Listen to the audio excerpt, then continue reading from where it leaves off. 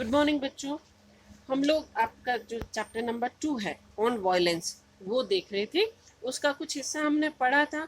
इसमें हमने देखा था कि वायलेंस क्या होती है और कितने तरह की होती है। अब हम आगे देखते हैं। It is on page number 21। आप 21 पर अपनी बुक खोलिए। Para number 3, there is violence between husband wife and children. कि आजकल दुनिया में हर जगह वायलेंस है, चाहे वो हस्बैंड वाइफ और बच्चों के बीच हो। देर इज वायलेंस, हिंसा है। एंटागोनिज्म, एंटागोनिज्म होता है तीखी ऑपोजिशन, बहुत तेज आप किसी का ऑपोजिशन करते हो। हेट, नफरत। क्रूअल्टी, निर्दयता। अगली क्रिटिसिज्म, मतलब आप किसी को क्रिटिसाइज कर रहे हो और बहुत ही गंदे तरीके से करते हो। एंगर यानी कि गुस्सा। तो ये सारे, all this is inherent in man, जो कि इंसान के अंदर जन्मजात है। Inherent in each human being, हर इंसान में ये भावनाएं जो है जन्मजात होती हैं।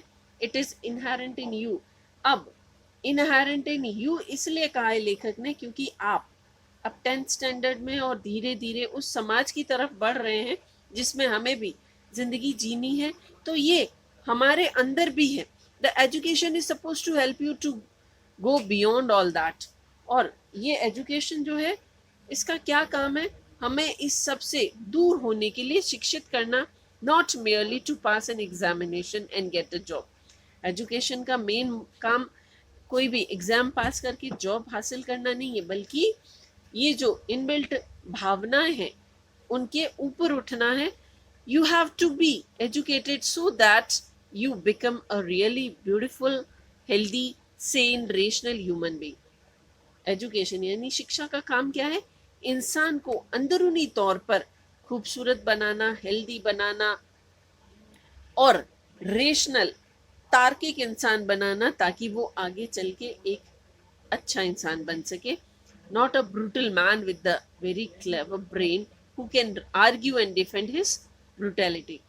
कोई चालाक इंसान और निर्दय इंसान नहीं बनाना है जो कि अपनी चालाकियों से जो आर्ग्यूमेंट करे और आगे जाके अपनी बुराइयों के वजह से कोई बुरा इंसान बन जाए। You are going to be face all this violence as you grow up. अब लेखक कहता है बच्चों की आगे चल के जब आप बड़े होंगे तो आप भी ये सारी वायलेंस को झेलेंगे। You will forget that you have heard here and will be caught in the stream of society. कि आगे चल के जब आप बड़े हो जाएंगे तो आप भूल जाएंगे कि यहाँ पाठ में आपने क्या पढ़ा, और आगे चल के आप भी इस समाज की उसी धारा में बह चलेंगे। You will become like the rest of the cruel, hard, bitter, angry, violent world.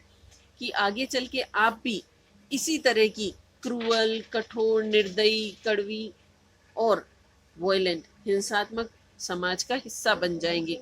Will not help to bring about a new society, a new world. और आप लोग आगे चल के इतनी शिक्षा के बाद भी एक नया समाज बनाने की कोशिश नहीं करेंगे। न्यू वर्ल्ड इज नेसेसरी, की एक नई दुनिया की आवश्यकता है। A new culture is necessary, एक नए संस्कृति की आवश्यकता है। The old culture is dead, buried, burnt, exploded and वेपराइज्ड।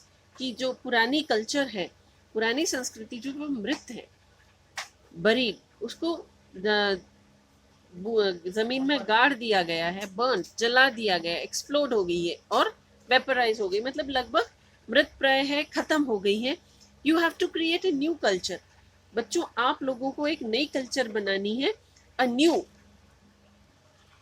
Culture cannot be based on violence. और लेखक कहता है कि आप जो नई कल्चर बनाएंगे वो वायलेंस पे बेस्ड नहीं होगी। अ new culture depends on you because the older generation has built a society based on violence। लेखक कहता है कि नई कल्चर जो है बच्चों वो आप पर डिपेंड करती है। क्यों? क्योंकि जो पुरानी कल्चर है वो पुराने जनरेशन ने बनाई, जो कि वायलेंस पे निर्भर थी, बेस्ड ऑन एग्रेसिवनेस। वो एग्रेसिवनेस पे बेस्ड थी। And if it is this that has caused all the confusion and all the misery। और इसी एग्रेसिवनेस की वजह से ये सारा कंफ्यूजन और सारी दयनीयता बनी हुई है। ओके बच्चों, we'll continue tomorrow. Thank you.